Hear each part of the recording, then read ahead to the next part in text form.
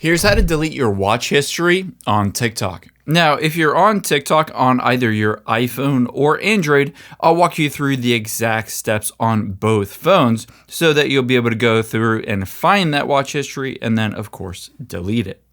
The first thing we're going to do is get to your settings. So tap on the profile button at the bottom right of either phone. And next, tap on the three lines at the top right. Tap on Settings and Privacy at the bottom. And then scroll down on both phones until you get to Under Preferences.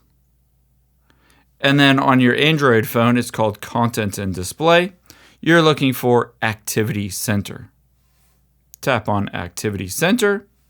And then tap on Watch History at the top.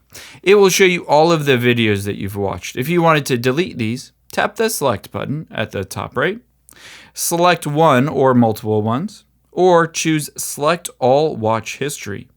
And then just tap on Delete, and you can see delete your watch history from the past 180 days. Hit delete, and now no videos will be in your watch history, and of course it will start fresh from there. I hope this helps. If you enjoyed this video, check out the video over to my right. I think you'll really like that one too, and thanks for watching.